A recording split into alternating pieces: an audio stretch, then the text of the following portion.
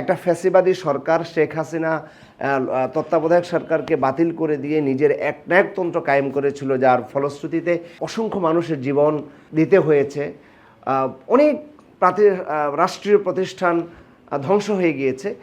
সেই তত্ত্বাবধায়ক সরকার ব্যবস্থাকে আবার যদি স্থাপন করতে হয়, এটিকে অ্যাক্টিভ করতে হয়, দলীয়করণ যদি বন্ধ করতে হয়, মেধার ভিত্তিতে যদি নিয়োগ দিতে হয় এবং রাষ্ট্রের যে প্রতিষ্ঠানগুলো আছে এগুলোকে যদি নিরপেক্ষ রাখতে হয়, প্রধানমন্ত্রীর ক্ষমতার যদি ভারসাম্য রাখতে হয়, তাহলে হ্যাঁ ভোটের কোনো বিকল্প নেই। হ্যাঁ ভোটের মধ্য দিয়েই জুলাই সনদ কার্যকর হবে। আসসালামু আলাইকুম দর্শক, আজ কথা বলবো কয়েকটি বিষয় নিয়ে। চলমান যে ইস্যুগুলো আমাদের চলছে তার মধ্যে অন্যতম হলো গতকাল তারেক রহমান দেশের শীর্ষস্থানীয় যে সাংবাদিক রয়েছেন, বিশেষ করে সাংবাদিক নেতৃবৃন্দ যাদেরকে বলা হয়, বিভিন্ন সম্পাদক এবং সিনিয়র সাংবাদিকদের সাথে একটি বৈঠক করেছেন, মিটিং করেছেন। সেই মিটিংয়ের অনেকগুলো বিষয় ছিল যেগুলো নিয়ে আমাদের সোশ্যাল মিডিয়ায়, বিশেষ করে আমাদের মজলুম সাংবাদিক মাহমুদুর রহমানের বক্তব্য খুব ভাইরাল হয়েছে, আপনারা দেখেছেন। মাহমুদুর রহমানের বক্তব্যটি ভাইরাল হওয়ার কারণ কি? এর কারণ তো একটি, যে মাহমুদুর রহমান বিগত সময়ের সংবাদপত্রের এবং গণমাধ্যমের সঠিক চিত্র তুলে ধরেছেন মানুষের সামনে।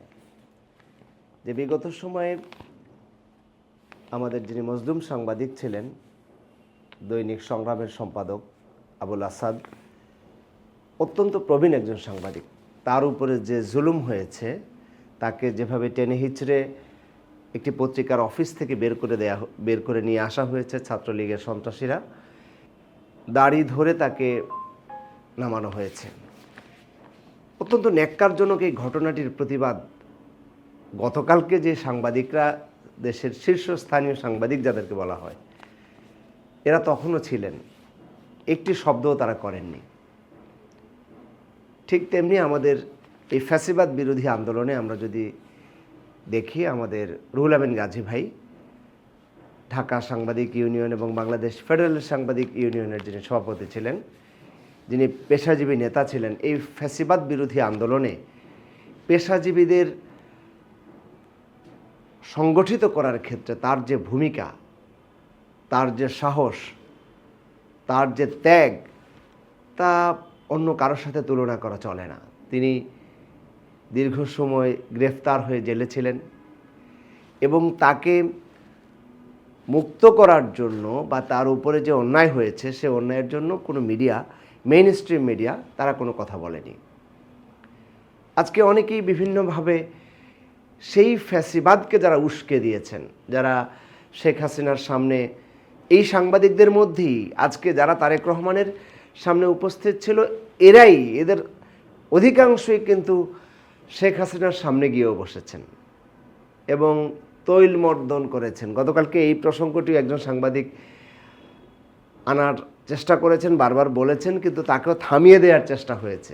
এটাও একটা ফ্যাসিবাদী আবার সেই সংস্কৃতি, অর্থাৎ সত্য কথাটি অকপটে বলার যে অদম্য স্পৃহা তার ছিল, তাকে চাপিয়ে দেওয়ার আবার আরেকটি স্পৃহা, যেটি বিগত ফ্যাসিবাদ সময় আমরা দেখেছি, তা আবার এই গতকালকের সংবাদ সম্মেলনে আমরা কেন যেন দেখতে পাচ্ছি। আবার এই যে আজকের আমার এখানে অনেকগুলো পত্রিকা, আমি আজকের দৈনিক পত্রিকাগুলো রয়েছে, আমি একটু ঘাটলাম।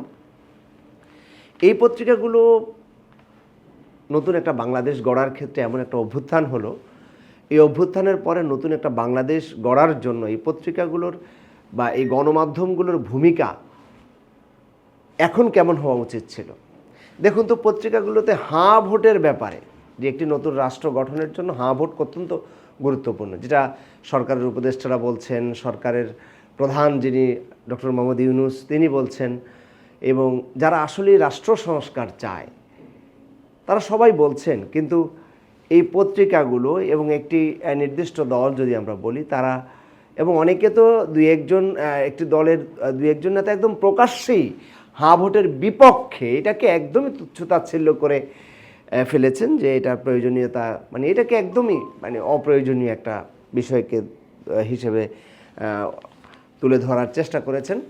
তো পত্রিকাগুলো কিন্তু সেই ব্যাপারে কোনো একটা নতুন বাংলাদেশ যে হবে, আবার ফ্যাসিবাদ আসবে না, এই ব্যাপারে গণমাধ্যমের যে ভূমিকা হওয়া দরকার সেটা কিন্তু সেভাবে নেই। সরকার বলছে হা ভোট দিতে হবে, হা ভোটের ব্যাপারে ক্যাম্পেইন করা প্রয়োজন, কিন্তু হা ভোট তো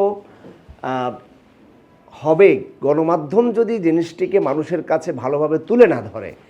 তাহলে যে তত্ত্বাবধায়ক সরকারের জন্য দীর্ঘ আন্দোলন হলো, একটা ফ্যাসিবাদী সরকার শেখ হাসিনা তত্ত্বাবধায়ক সরকারকে বাতিল করে দিয়ে নিজের একনায়কতন্ত্র কায়েম করেছিল, যার ফলশ্রুতিতে অসংখ্য মানুষের জীবন দিতে হয়েছে, অনেক রাষ্ট্রীয় প্রতিষ্ঠান ধ্বংস হয়ে গিয়েছে। সেই তত্ত্বাবধায়ক সরকার ব্যবস্থাকে আবার যদি স্থাপন করতে হয়, এটিকে অ্যাক্টিভ করতে হয়, দলীয়করণ যদি বন্ধ করতে হয়, মেধার ভিত্তিতে যদি নিয়োগ দিতে হয় এবং রাষ্ট্রের যে প্রতিষ্ঠানগুলো আছে এগুলোকে যদি নিরপেক্ষ রাখতে হয়, প্রধানমন্ত্রীর ক্ষমতার যদি ভারসাম্য রাখতে হয়, তাহলে হ্যাঁ ভোটের কোনো বিকল্প নাই। হ্যাঁ ভোটের মধ্য দিয়েই জুলাই সনদ কার্যকর হবে।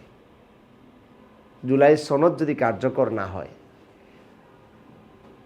আমরা দেখেছি যে এর আগে সবাই মিলেই কিন্তু এই সংস্কার কমিশনে এই জুলাই সনদ পাশের বিষয়ে যে মতামত দিয়েছে সবাই একমত হয়েছিল, কিন্তু এখন জুলাই সনদ পাশের ক্ষেত্রে এসে, হাঁ ভোটের ক্ষেত্রে এসে আমরা দেখছি যে অনেকেই এটিকে ভালোভাবে নিতে পারছে না।